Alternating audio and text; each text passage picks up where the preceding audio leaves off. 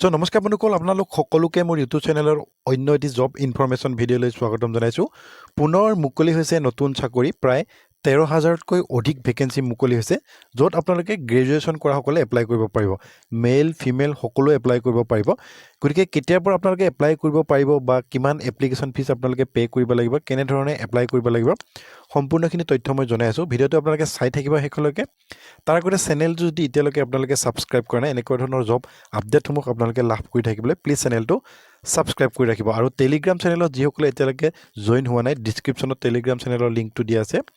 আপোনালোকে সকলোবোৰ আপডেট লাভ কৰি থাকিবলৈ টেলিগ্ৰাম চেনেলটো আপোনালোকে কাইণ্ডলি জইন কৰি ৰাখিব। সকলোবোৰ আপডেট আপোনালোকে পোনপটীয়াকৈ লাভ কৰি থাকিব। বন্ধুসকল, আজিৰ ভেকেঞ্চিসমূহ আহিছে SBI ফালৰ পৰা। ইয়াতে জুনিয়ৰ এছ'চিয়েট অৰ্থাৎ কাষ্টমাৰ ছাপৰ্ট এণ্ড চেলছৰ ভেকেঞ্চি মুকলি হৈছে।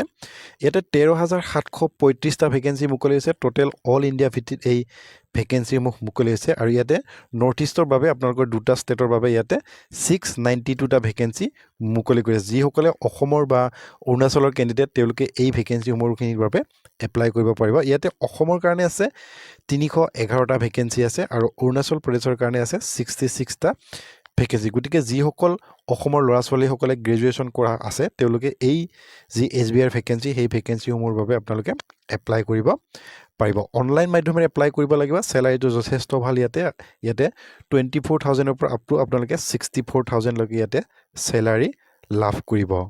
আৰু ইয়াতে এপ্লাই কৰিবলৈ হ'লে আপোনালোকৰ বয়সৰ সময়সীমাটো ইয়াতে উল্লেখ কৰিছে। 20 বছৰৰ পৰা 28 বছৰলৈকে আপোনালোকে এই ভেকেঞ্চিসমূহৰ বাবে এপ্লাই কৰিব পাৰিব। আৰু এজ ৰিলেক্সেশ্যনো ইয়াতে লাভ কৰিব। আপোনালোকে ST SC সকলে 5 বছৰ, OBC সকলে 3 বছৰ আৰু PWD সকলে 10 বছৰলৈকে ইয়াতে এজ ৰিলেক্সেশ্যন লাভ কৰিব। আৰু PWD যদি আপোনালোকে OBC হয় 13 বছৰলৈকে এজ ৰিলেক্সেশ্যন লাভ কৰিব। আৰু PWD যদি আপোনালোকে ST বা SC হয় আপ টু 15 বছৰলৈকে আপোনালোকে এই ভেকেঞ্চিসমূহৰ বাবে এজ ৰিলেক্সেশ্যন লাভ কৰিব।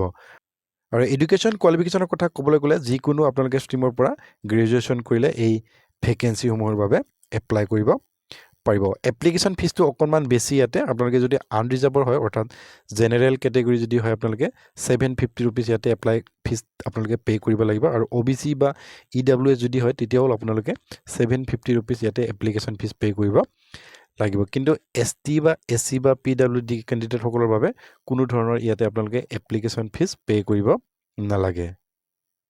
অনলাইন এপ্লাই লিংকটো মোৰ ডিছক্ৰিপশ্যনত দিয়াই থাকিব। তাতে গৈ আপোনালোকে ডাইৰেক্টলি এপ্লাই কৰিব পাৰিব। আৰু কিবা যদি অসুবিধা হয়, ডিছক্ৰিপশ্যনত মোৰ WhatsApp নাম্বাৰ দিয়া আছে, আপোনালোকে তাতে কণ্টেক্ট কৰিব পাৰে। মই আপোনালোকক হেল্প কৰিবলৈ চেষ্টা কৰিম। আৰু এই ভেকেঞ্চিসমূহৰ বাবে অনলাইন আবেদন ইতিমধ্যে ষ্টাৰ্ট হৈছে।